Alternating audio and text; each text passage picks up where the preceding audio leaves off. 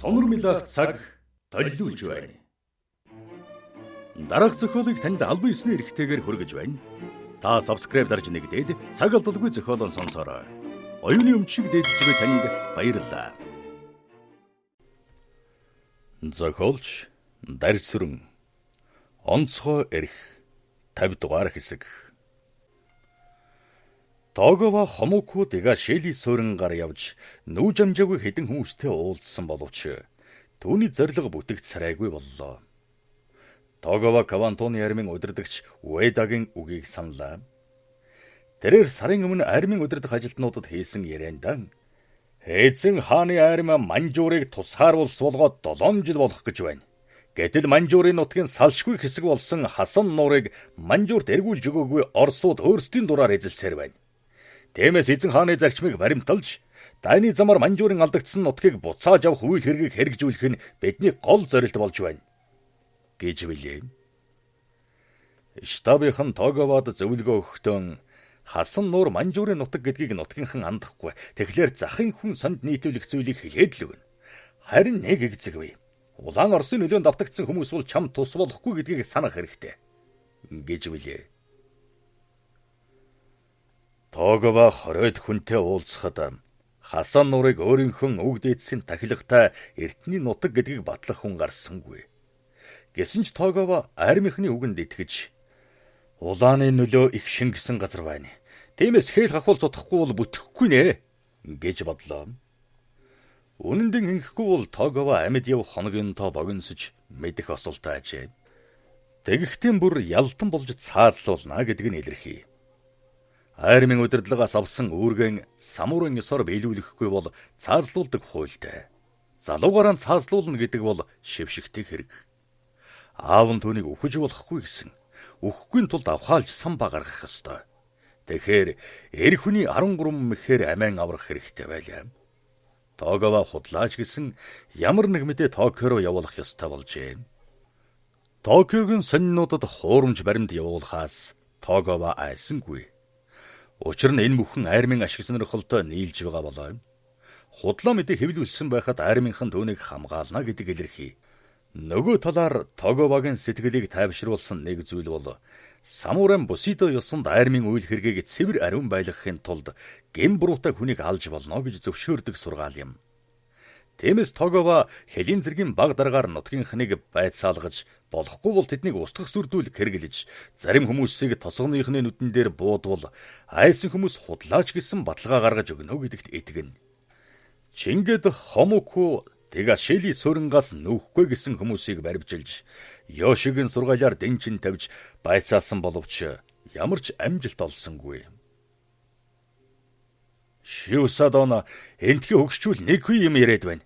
Тэдний хэн ч Хасан нуурыг Манжуурын нутаг гэдэг баталгаа гаргах янзгүй гэж хэлийн баг дарга илтгэлээ. Чи улааны үзэлтэй болсон хүмүүстэй эвлэрэнгүй харьцаж байна. Ацэг хөл самал болохгүй л ясам аханд нь даатга. Тэгээд хэлэхгүй бол хедэр замтай хүмүүсийг нь олны өмнө аваачиж хэлийн огтол, мөчийн салга мэдвүү. Чи эзэн хааны өмнө буруутай доод заяаны амьтдын амийг зөршөөх ёсгүй гэдгийг мэдж байгаа биз? Улааныхныг хайрлаад байвал өөрийн чинь арсыг хуулуулна гэдгийг мэдж ав.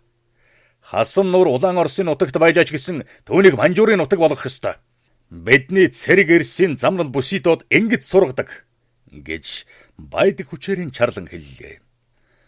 Ингээд хомокуд 10-аад хоногтон 8 хүний амь насыг бүрлгүүлжээ. Тэгсэн ч Тогова Хасан нуурыг Манжуурын нутаг гэдэг тодорхойлтыг нутгийнхнаар гаргуулж чадсангүй. Харин түүнийг Оросын нутаг гэдгийг нутгийн 10-аад хүн амь насаараа баталсныг мэдсэн Уэда тусгай холбоогоор дамжуулж Тоговатай ярьлаа. Шиуса Тогова, чи хэлсэнд болсон ястам илхэн өндөг шиг яагаад дуугүй суугаад байна? 7 хоногийн өмнөөс Токио мөгдэн харбины сонинуудад таны баримтууд нээдлэгдэх ёстой гэж ширүүн шаардав. Гака 25 хүнтэй уулзлаа. Гэтэл тэдний хэн нэ гэд дараагийнхаа үгийг хэлж чадаагүй байтал би чамаас хэдэн хүний толгой залгисан бэ гэж асуугаагүй. Ер нь нутгийн хүмүүстэй уулзах хэрэг чамд байгаагүй. Нөгөөдрийн дотор хэн мэтэр дууг суугаад байвал та өөртөө эрдний самуурайн ёсыг дагаж seppuku бэлдэх хэрэгтэй гэдгийг сануулъя. Бусидад үнэнч цэрэгэр бол үүнийг надаар хэлвэлдэггүй шүү гэж ширүүн тулглаа. Кавантуны армийн удирдагчийн энэ үүргийг чагнаж чагнууран чихэндэн барьсаар хэсэг дуугүй зогсохдоо арн нуруугаран хүйтэн хөлс чехарсныг Тогава гадарлаад айж твцсныг мэдэв.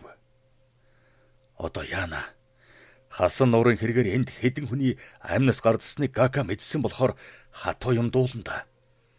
Хэлийнхэн эндхийн хүмүүсийн амьнасанд хамаагүй халдлаа гэж дургуйцж байсан.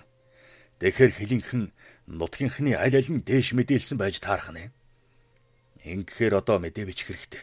Хурдан бичиж гэж өөртөө сануулan хэлээд цаас үцэг нийлүүлсэн боловч хамаг биеийн салгалаад бичих тэнхээгүй болжээ. Чингэд өөрийнхөө улаан голон аврахын тул санаанаасаа зохиосон хуурамч мэдээ сонин дэлгээхээр сэтгэл шулуудаад өөрийгөө тавшруулахын тул нүдэн анж хэрхэн эхлэх юм бодохдоо Йоши хил дээрээс ирэх болоогүй юм байх та гэж өөрөөсөн асуугаад санаалдав. 3. Хүслэн биелүүлэхийн дон шүглсэн нь. Йоши зөвлөлтийн алс дорнодын хэлийн өмнөд хэсгийн газар нутгийг тодруулахаар Орос, Солонгос, Манжуур 3 улсын хэлийн зааг дээр ирээд хэлийн чандад элгэх Оросын дөрвөстийн товчооноос бэлдсэн хүмүүст зохиосны заавар өгөөд баяр зүйн тодруулалт хийх хэсгийг 5 групп болголоо. Та нар өдрийн цагт хуваарлсан газраа нүх гуу жалган дөнжиж, өөрийн 4 цагаас өглөөний 8 цагийн хооронд ажиллан амжуулж, оройн цагийг сан ашиглах хэрэгтэй. Юуны өмнө санах нэг зүйл бол ойролцоох гацаа тосгоноос настай хүмүүсийг сэм баривчилж, газар нутгийн байдлыг тодруулж, нэрийг хэлүүлж, зөв тэмдэглэж явах байдал. Эцэст нь хэлэхэд газар нутгийн тодруулалтанд ашигласан хүмүүсийг амьд үлдээж болохгүй. Тодруулалтын ажлыг гүйцэтгэх 2 хэсэг Хасан нуурын зүгээрх газар орныг тодруулах бөгөөд 5 дугаар хэсэг бол Хасан нуурын орчимд байгаа Оросын цэргийн хүчийг мэдэх, тэдний зэвсэг байрлалыг тогтоох болно. Өнөө маргааштан та бүхэн амар сэтгэлийн зэрэг хэрэгтэй. Гэрэнгээс хүүхнүүд авчруулсан. Харин хэлэхэд гахаа шиг улаан жолоогүй гударч болохгүй. Нөгөө өдөр орой гэхэд хүн бүхэн эрүүл байх ёстой. Хэрв арх ханхлуулсан байвал байлдааны цагийн хуулиар шийтгэн шүү гэж ажил төрлийнхэн яриаг дуусгалаа. Йоши хомукуд ирснээс хойш 2 хоноод хайлаард Оросын хорлон сүйтгэгч бэлддэг төр сургуулиас шилж авсан хүмүүстэйгэн ажиллаж, тэднийг улаан Оросын дарга нарын хувцсаар хувцслах, бичиг баримтын шалгаж, сэжиг бүхий зүйл байгаа эсгэд хяналт тавьж магадлах зэрэгээр хэлийн хэдэн дарга нартай нийлж ажилласан болохоор Тоговатай уулзаж чадаагүй. Тэрээр Нянси Осонда суурьнд байгаа Оросын цагаачтай хэд хоног ажилласны дараа Томин руу хөдлөв. Тэгэд маргааш өглөө гэхэд хунчуунд ирлээ. Түүнийг хунчуунд Оросын дөрвөстийн товчооны Мечанов хүлээж байлаа. Мечанов Йошиг Манжуур дэрж суурьснаас хойш Сафрановын газар шилжин ажиллаж, газрын зургийн мэргэжилтэнгүүтээ дөрөө нийлүүлсэн билээ. Мечанов Йошигоор хичээл заалгуулж, орон нутгийн онцлог газрыг ажиглах, нүдний баримжаагаар уул толгойн өндрийг ойр хавийн тодорхой юмтай холбон харьцуулах замаар тогтоох хийгээд, гуу жалга судгийн чиглэл байр байдлаар тэрхүү уул толгой хөндөй байрлалыг тодорхойлох арга барилд нэлээд дадлагжжээ. Йоши Мечановтай чингэж ажиллахдаа түүний ажилч хичээнгүйг мэдээд дотроо олзуурхан магтаж байв. Чингэд Йоши Сафрановтой ярилцаж, түүнийг Хасан нуурын байр зүйн зургийг тодруулахад ашиглах зорилгоор 2 хэсгийг удирдуулжээ. Түүний удирдсан хэсэг Чорны нуруу Луна уулын чиглэлээр орж хэлийн чандад ажиллах бөгөөд Мечановын ажлыг амжилтанд хүрэхийн тулд Далунлын нуруугаар үзэгдэх болсон Орос нутгийн мухар толгойтнуудыг цэвэрлэж, саадгүй болгох үүргийг Сафранов Хасуу Тойши хоёрт өгчээ. Чингэд Сафранов Хасуу Тойши хоёр өөрийнхөө хэсгийг Кавантуны армийн хээрийн цагдаагийн газрын 3 хороотой нэгтгэхэд Луна уулнаас Далунлигийн нуруу хүртэлх газрыг хяналтандан авч тентхийг цэвэрлэх ажилдан оржээ. Сафранов Хасуу Тойши хоёр Чорны нурууны хаваар Посьотын буланг чиглэж гарах Мечановын хэсгийг зохион байгуулад хил давуулах ажилд ороод 3 хонлоо. Чухам энэ үед Йоши иржээ. Йоши-сан, манай хэсгийг хил давуулах газрыг сонгох ажлаар явсан хурандаа Хасуу Тойши хоёр бидэнтэй холбоо бариагүй байна. Надад таны тосчоо хүүрэг өгөөд газар жилхийг даалгасан гэж Мечшановыг гэлдэхэд Йоши дотроо бүтэлгүй новчнууд одоо хүртэл 100 цангил хөөцөлдөж байгаа хэрэг байх нэ гэж үглээд хэлийн зэргийн удирдлагатай уулзахаар яарвчилж хунчунгоос Таньян руу хөдлөвөө. Тайнын дэртэл тентхийн удирдах хүмүүс Панлиг нуруу явчихсан байв. Чингээд оройхон хэрд ирсэн хилинхэнтэй Йоши уулзаж учир байдлыг лавлав. Йоши-сан Сафронов удирдамж ёсоор Панлингийн нурууны зүүн хэсэгт очисон боловч мухар толгойтны томоохон хүчтэй тулгарсан байна. Цагийн өмнөх мэдээгээр бол хунчуун голын зүүн эрэг Чорны нурууны баруун хэсэгт хоригдолтын байдалтай байсан. Сая туслах хүч явуулсан гэж илтгэлээ. Йоши Чингиж хээрийн цагдаагийн болон хэлийн цэргийн дарга нарын илтгэлийг сонсоод бухимдж байсан тэрхэн үед Сафронов Хасуу Тойши хоёр хунчуун голын эргээс алс дорндын хил Чорны нурууны баруун хэсэгт хилд ойрхон байв. Тэд удирдамж ёсоор хэлийн ойролцоо бодлоандэгдээж тэр газраасаа нэлээн зайдуухан газраар нэгдүгээр хэсгийг хил давуулах ёстой. Гэвч Сафронов удирдамж ёсоор ажилласангүй. Зөвлөлтийн хэлийн цэрэг хүч нэмэгдүүлсэн хамгаалалтаар Чорны нурууны бүх нөхцөвийг хяналтан авсан ажээ. Иймээс Посьотын болон Красно сүрэнгийн чиглэлд гарах нэгдүгээр хэсэг саатаж байлаа. Панлингийн нуруунаас бууж ирсэн мухар толгойтнууд Сафроновых руу дайрч голын баруун талд буцаж гарсан болохоор тэдний замыг хаасан мухар толгойтнууд голын эргийг хамгаалж байлаа. Тиймээс Сафронов нэмэгдэл хүч хэртэл голын зүүн эрэг дээр мухар толгойтныг гаргахгүй барьж байх ёстой байв. Харин энэхэн үед Сафроновын хамгаалах үүрэгтэй байсан хээрийн цагдаагийн хэдэн салаа цэргүүдээс тусгай үүрэг авсан 3 цэрэг Хасуу Тойшигийн хөдөлгөөн бүрийг анаж байлаа. Оройн нар хэвэж байхад мухар толгойтнуудаас нэг баргэр баригдлаа. Тэрээр өөрийн хүсэлтээр бууж өгснөөс гадна цэргийн удирдах хүмүүстэй уулзуулахыг шаардав. Хээрийн цагдаагийн салааны дарга олзлогдсон хүний хүсэлтийн дагуу дөөнийг тагнуулан хэсгийн удирдах хүмүүс тушаах ёстой аж. Чингээд нар шингэж байхад нутгийн тариачны ядуу тосгоны ахлагчийн байшинд байрлсан Сафроновд олзлогдсон хүнийг авчирч тушаажээ. Сафронов өрөөндөн Хасуу Тойшигийн хамт байсан болохоор олзлогдсон хүнтэй ярихаас төвөгшөөсөн байдалтай. Чи хэл мэддгээрэн энэ барахтаа ярьдаа. Би эдний чинь яриаг ойлгодоггүй гэлээ. Хасуу Тойши цагаан ямбуугаар толгоогон ороосон бараг залууг ажиглан суухдаа ахын холбоочин байна. Энэ хүн Сафронов сэжиглэгдсэн туршуулыг надаас нэгсэн ахын захидлыг авчирч өгсөн шүү дээ. Намайг энд ирснийг яаж мэдээ юм болоо? Намайг нааши явсныг эдэнд мэдгэж чаддаг хүн хэн байх вүлээ? Аяна улсуу сан байх ёстой. Тэгээд Совдагийн амийг бас Аяна улсуу авруулсан хэрэггүй гэж бодлоо. Сафронов сан та асуу би орчуулж өгье гэж Хасуу Тойши хэлэхэд хурандаа хэсэг дуугүй байснаа. Чи наадтайгаа ярилцаа. Надад хүнтэй зурлаж явах зав алга. Би хүмүүстэй уулзаж маргаашийн ажил төрлөө тохиролцсон. Нөгөө талаар нэмэгдэл хүч ирэх ёстой. Түүнийг угтаж тосгоны зүүн байшингуудад байрлуулахыг бодъё гэж нууцлах ёстой зүйлэн элен далангүй хэлээд гарлаа. Хасватрын холбоочин Сафроновыг гарсны дараа хоромхон зур дуугүй сууж чимээ чагнаж байснаа суудласан босон хаалганд ойртож нөгөө өрөөг холбосон хаалганы хавцсанд жихэн алдуулах шахан хэсэг чагнаснаа Хасуу Тойшиг хажуугаар гарч цонх руу очиж холын бараа харагдах төдий байгаа хариу бүрийг ажигласнаа. Хас чулууна. Бидэнд байгаа баттай баримтаар бол чамааг устгуулахаар тусгай хүмүүс бэлдсэн байна. Ах чинь голын баруун эрэг дээр чамааг хүлээж байгаа. Тиймээс одоо самбаачлах хэрэгтэй гэлээ. Эндээс тийм чамархан болтрохгүй шүү. Хэрвээ намайг отож байгаа бол тэд миний сүүдрийг ч алдахгүй хүмүүс байгаа. Манайхан гадаа хүлээж байгаа. Энэ цонхоор гарвал болох нь тэр гэд цонх руу заалаа. Хасуу Тойши цонхонд ойртвол зэрэгэлдэх шавар байшингийн 2 цонхоор дэнгийн гэрэл сүүмэлзэж байв.